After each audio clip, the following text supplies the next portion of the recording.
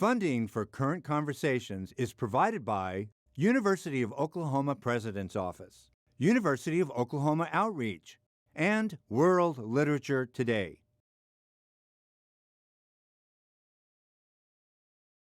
Welcome to Current Conversations. I'm R.C. Davis-Indiano. Today we're going to be discussing the relationship of tribal nations in North America and the U.S. federal government, how the government defines the status of indigenous people and restricts their sovereignty. Our guest for today's show is Professor Taiawagi Helton of the Law School at the University of Oklahoma, a specialist on indigenous environmental law and co-director of OU Center for the Study of American Indian Law. Join us for this fascinating and important conversation.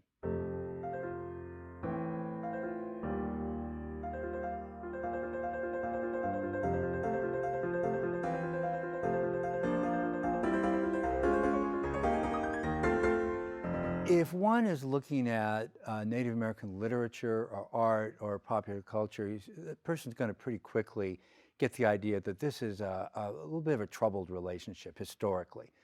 Maybe so much so that people don't even see it anymore. They take it for granted. In a movie, the cowboys are going to chase the Indians, and in contemporary film, very often, Native peoples are depicted as outsiders or whatever. Would you describe the way you see that relationship? Maybe just zero in just a little bit more on the indigenous relationship to the federal government, maybe.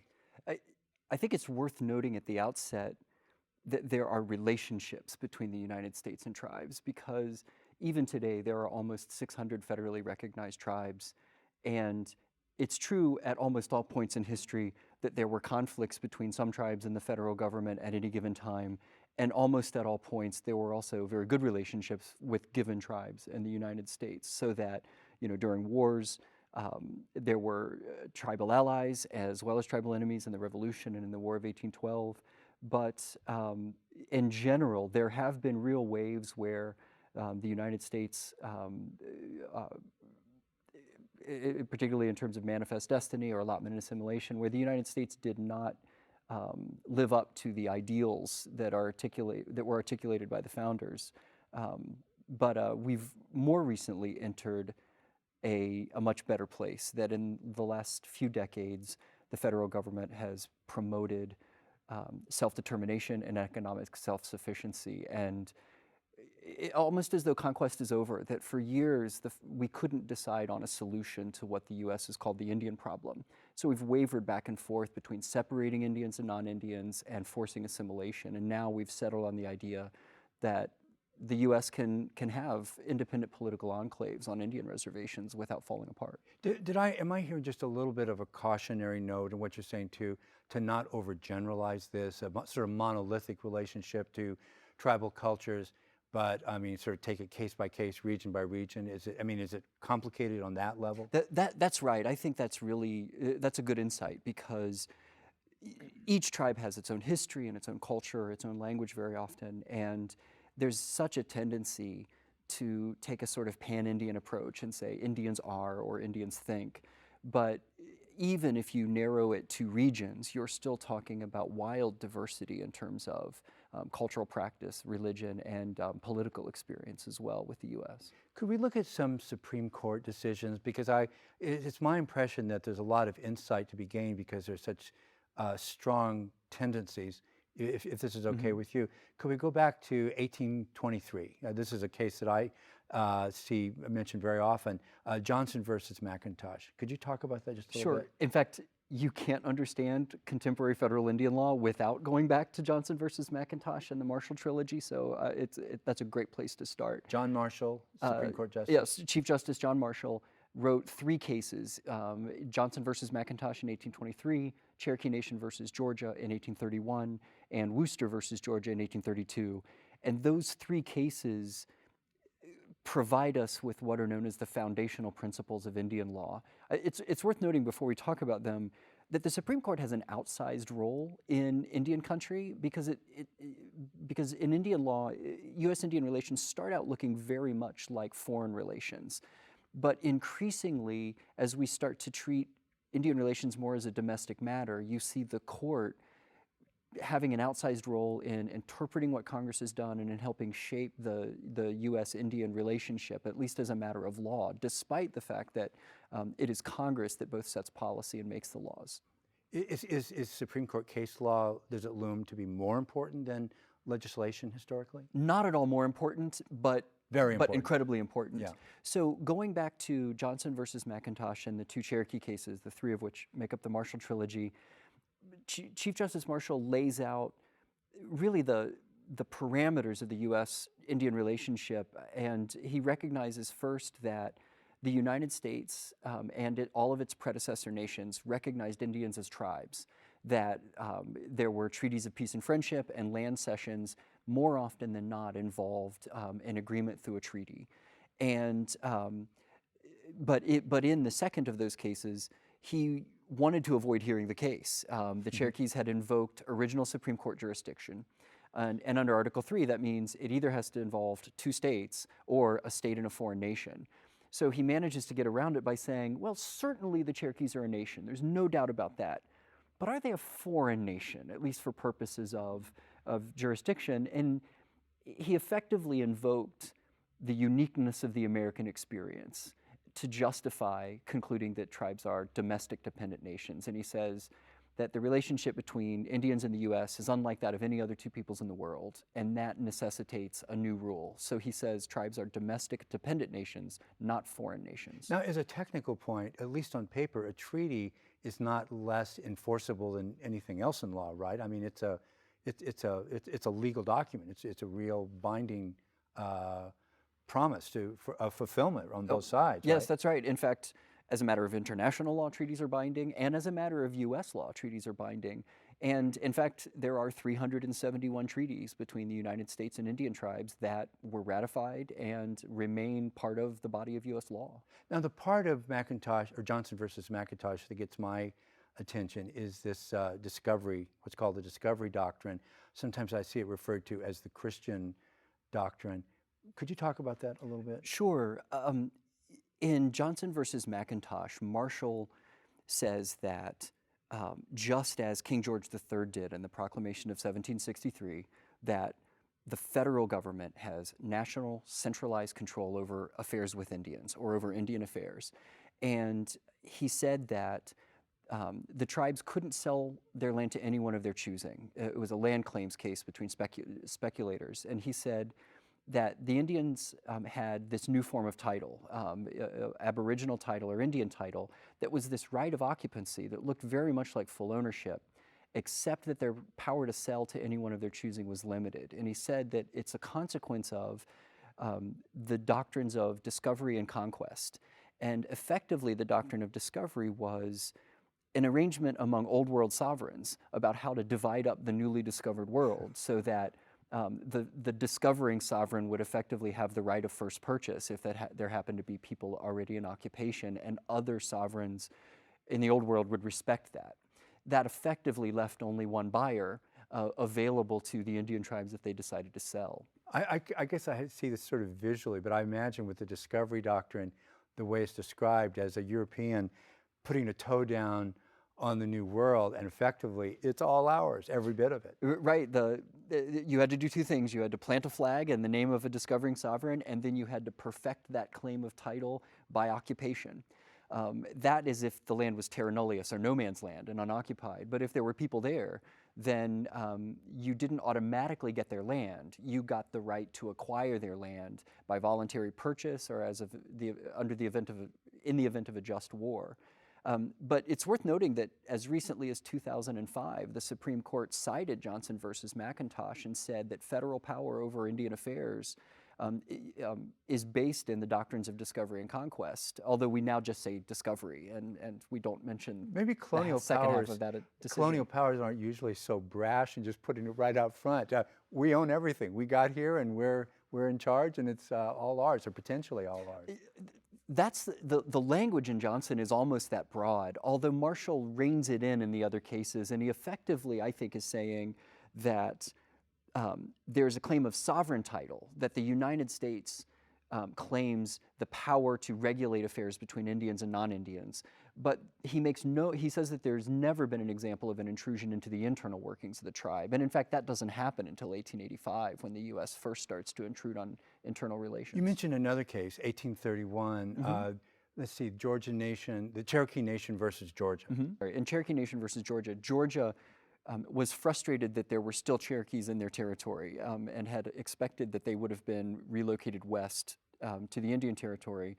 So Georgia simply declared that it now occupied all of the Cherokees' country. It claimed to nullify tribal law, and it required that no one could enter the Cherokee Territory without a permission from the state.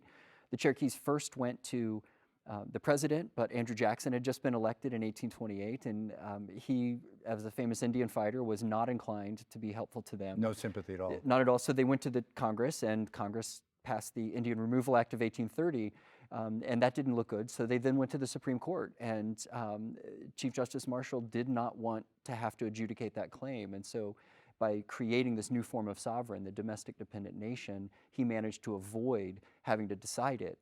Unfortunately for him, a year later, he couldn't get away from it because two missionaries, one of whom was Samuel Worcester, were convicted of entering Cherokee territory without permission from Georgia and were sentenced to hard labor. And so their appeal couldn't be ignored.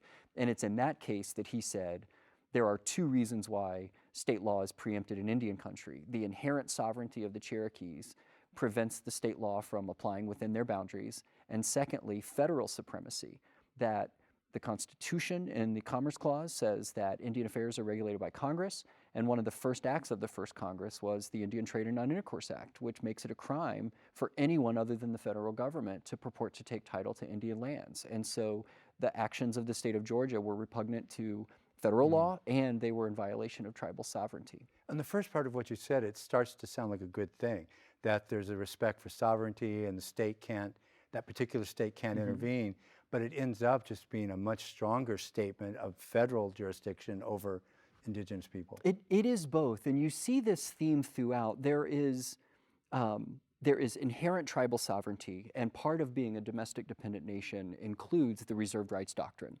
The Supreme Court has routinely said that tribes are pre-constitutional sovereigns, meaning they were self-governing people prior to the establishment of the United States, and they reserve all of the rights that any sovereign would have unless they've been explicitly given up in a treaty or expressly taken away by Congress or implicitly divested by virtue of their dependent status, and we can talk about that more later. But in addition to that, there's also the question of federal supremacy, and at different times the court has emphasized one over the other. In the modern era, the court is much more likely to look to federal preemption rather than inherent tribal sovereignty as a form of preemption of state law. Wasn't there a term that came out of that decision? It's something like overriding U.S. sovereignty? The overriding sovereignty of the United States, yes. That really anchors in Johnson versus McIntosh. Okay. That we can enforce our claim of title over, or of the right of first purchase over Indian title by conquest because of our overriding sovereignty. But he does rein that back a bit in Worcester versus Georgia because he clearly comes to regret the broad language he uses in Johnson. And so he emphasizes in Worcester that when two nations enter into a protectorate relationship, the protected do not give up their status as a country or do not dissolve themselves when they enter into that relationship. So when you look at domestic dependent nations doctrine, it's really got three parts. The reserved rights doctrine, or the diminished tribal sovereignty doctrine, is the flip side of that they'd lost their powers of external relations. But then congressional plenary power, that is, it is a federal power exclusive of the states, and that Congress gets very wide deference in setting policy and passing laws. And then the trust doctrine. Marshall said that the relationship between Indians and the United States resembles that of a guardian and a ward, and later courts gave that meaning by creating a doctrine of trust that both gives power to the federal government as trustee, but then also says that when exercising that power, the federal government should act in the best interest of Indians. That is such interesting language to me, the relationship of a ward to a guardian. If sovereignty is an island, it seems like this island just keeps getting smaller and smaller. And I guess that language suggests maybe the relationship of of a minor to an adult, right? Of a ward to a guardian. There's no doubt that that analogy creates a sort of paternalistic relationship between the United States and Indians in the United States and tribal governments both. And I guess theoretically, there would be an extraordinary level of responsibility and scrutiny on the part of the guardian. You would think, if there's going to be that much responsibility for the ward, but depends on the how much commitment there is on the part of the guardian, right? Quite right. And the United States has varied. There have been eras when the United States protected tribal land, thinking that natives and non-natives couldn't live together peacefully, so the goal was to separate Indians and non-Indians, or that the best thing for Native people was to incorporate them into the dominant culture and the dominant body politique. That generally has been to the detriment of tribal sovereignty. But as federal policy has wavered, and usually there are these shifting policy eras where one policy will dominate and then it'll slowly be replaced by another. In all of those policies, it's the United States making the decisions. To use Marshall's language, it's the will of the conqueror being done, rather than the natives themselves, acting through consent of the governed or acting of their own accord. Now, that's not to say Indians were merely passive recipients of federal policy. They were actively engaged in their present and in their future at all times. But there's no doubt that the U.S. was able to exert its will in ways that that had dramatic results. I would think that somebody looking into these cases for the first time might read these 19th century cases that we've talked about so far and say, well, this is still the kind of residue of a colonial era. The United States isn't very old at this point, and colonialism, there's still kind of a colonial culture. I'm sure we've left that all behind. But could you take us up to 1974 in Morton versus Mancari? And a lot of the same values are expressed there. I think it's valuable to look at where the power lies. There is real benefit to tribes being recognized as separate sovereigns. Native people in other countries are just absorbed into the nation as individuals, and their group status is often ignored. So there is a real benefit to Native people that they are recognized as separate sovereigns. So in the after World War II, there was a real desire to distinguish ourselves from the Third Reich and eliminate race-based institutions. And after the civil rights movements, by the time we get into the 1970s, the court is very conscious that Indian law is disconnected from the Constitution in some troubling ways. For example, in 1886, in United States versus Kagama, the court was examining Congress's passage of the Major Crimes Act of 1885, which gave federal jurisdiction over Indian on Indian major crimes. And that was the first major intrusion into internal affairs of Indian tribes. And the court said— Federal jurisdiction over major crimes on Indian lands? Yes, okay. when there's an Indian defendant.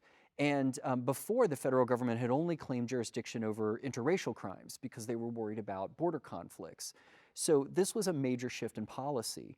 And the Supreme Court said federal power over Indian affairs is not found in the text of the Constitution, not the treaty power, not the taxing power, not the war power. But they go on to say that these people, their status of dependency, and the court says largely due to their dealings with the United States for the last 100 years or so, but this status of dependency justifies power over Indians. And so using the circular reasoning, the exertion of power over Indians renders them dependent. Their state of dependency justifies the exercise of power over them. The court says that although— Back to ward versus guardian relationship. Yes, they take that analogy of guardian-ward that Marshall used, and they give it the power of law, so that effectively federal jurisdiction over affairs with Indians becomes federal jurisdiction over the affairs of Indians. And that's a major shift. And the court said, although not found in the Constitution, power over Indians must rest somewhere. It can't rest with the states because the states have been their deadliest enemies, so it's got to rest with the federal government. And because of the Indian Commerce Clause, the Congress is the branch that holds that power. Then in 1903, in Lone Wolf versus Hitchcock, which one federal judge described as the Indians' Dred Scott case, the court said that that plenary power just created in Kagama almost 20 years earlier was not subject to judicial review, not subject to consent of the governed, not subject to or bound by treaty language, and was not limited by the trust doctrine, but in fact the trust power gave the government more power over Indians. By 1974, there's real discomfort with this disconnect between congressional plenary power in Indian affairs and the Constitution. So they make an effort to bring Indian law in closer line with other areas of common law. Wasn't this a case about indigenous people being hired in the Bureau of Indian Affairs? Yes, that's right. There was a hiring preference within the Bureau of Indian Affairs, and some non-Indian employees were denied promotions. They brought a lawsuit. And what the court said is, not that the 14th Amendment doesn't apply, but that being Indian, while also a racial category, being Indian is a political status, a political category, because you are a member of an Indian tribe, which is a sovereign. And although we give strict scrutiny to racial classifications in law, we give lesser scrutiny to political classifications. And so the political distinction of Indian versus non-Indian is subject to what amounts to rational basis review. And the court said it was rationally tied to Congress's trust authority. So it's an effort to apply constitutional standards in Indian law without disrupting a century and a half of Indian law jurisprudence. Isn't this usually read, though, as a kind of rebuttal of the due process part of the Fifth Amendment and effectively the 14th Amendment? I mean, they're saying it isn't, but in fact, equal protection under the law is not guaranteed in the way it would be to anybody else. Quite right. Morton versus Mancari is often lauded as a pro-Indian decision because it allowed this Indian hiring preference, but that lesser scrutiny also allows for the taking of tribal property or the management of tribal property as a trustee. That island just got a little bit smaller with this good ruling. It's really remarkable that it doesn't just justify hiring preferences, it justifies all kinds of paternalistic practices as well. And so it was, I think, in effect to sort of justify the holdings in the past and not disrupt them while giving them text in the Constitution. But it has been described as treating equal protection differently in Indian country. It's worth noting, though, that in 1896, the Supreme Court emphasized in a case called Talton versus Mays that the Bill of Rights doesn't apply when an Indian tribe prosecutes one of its own members criminally. And the reason for that is that the tribes never voluntarily entered the Union, and Congress has never explicitly applied the Bill of Rights to them. Now, in 1968, in the Indian Civil Rights Act, Congress statutorily extended a number of the rights from the Bill of Rights into Indian country, but that description about Morton versus Mancari and Talton, that the Bill of Rights doesn't directly apply, remains true today. Now, I want to ask you about one more case, Sure. but maybe we could, and we can't really do this, but maybe we can try, just talk about the Dollar General case. Sure, it's Dollar General versus the Mississippi Band of Choctaw Indians, and it's a tragic case. Dollar General was entered into a lease with the tribe on tribal lands to operate a store. In their business license, they agreed to abide by tribal law, and they agreed, and their manager agreed that they would participate in a youth opportunity program so that young people could be unpaid interns working at the store. Unfortunately, there was a 13-year-old boy who was allegedly sexually assaulted by the manager of the store, in the store on tribal land. He and his family sued Dollar General and the manager in tribal court. They won in tribal court. The federal district court said that the tribe had jurisdiction. The Fifth Circuit Court of Appeals, which is not known for being tribally friendly, affirmed, and now it's before the Supreme Court. And Dollar General is trying to claim that unless a non-member explicitly and specifically consents to tribal jurisdiction, that the tribe can exercise no jurisdiction whatsoever, even though it's on tribal lands. Wow. Now, at this point, the perpetrator, Dale Townsend, has been dropped from the case, though, right? Wasn't there a judgment along the way that kept Dollar General in the case but excluded the perpetrator? You know, I have to admit, I don't know if he's been excluded entirely. They changed the case name changed from the Fifth Circuit to the Supreme Court, so that may be the reason that they switched it from Dolgen Inc. to Dollar General. So one possibility is that the Supreme Court could decide that the tribal court has no jurisdiction on with a crime committed on its land? This is a civil case. It's a tort case. So the criminal questions are not addressed in this case at all. So it's only whether civil adjudicatory jurisdiction applies to this tort. But it's possible that the court could do that. And after 150 years of saying only Congress could take away tribal rights, the court either resurrected or created what's known as the implicit divestiture doctrine in 1978. In a case called Oliphant versus Suquamish. And then in 1981, they took it out of that criminal context into the civil context. And Dollar General is the last in a long line of cases where the court has slowly, incrementally lessened tribal authority, even while Congress has been expanding tribal authority through numerous statutes. In my metaphor, that island has just gotten really tiny. I mean, less and less sovereignty. Why aren't people clamoring for a kind of reset of the boundaries of the relationship of tribal peoples and the federal government? I mean, it seems to be a really vexed relationship right from the beginning, the discovery doctrine and the ward to guardian relationship. The relationship has been difficult in a number of ways. Although at present, again, Congress has been quite supportive of tribal sovereignty, and the remarkable thing is that the court has stopped deferring to Congress in that way and has been increasingly taking away tribal rights. A reset would be really valuable. I'm not sure what form that reset would take, but some honoring of the foundational principles by the court again would be valuable. But I think people aren't clamoring for it because Native Americans represent 2 or 2.5% of the population.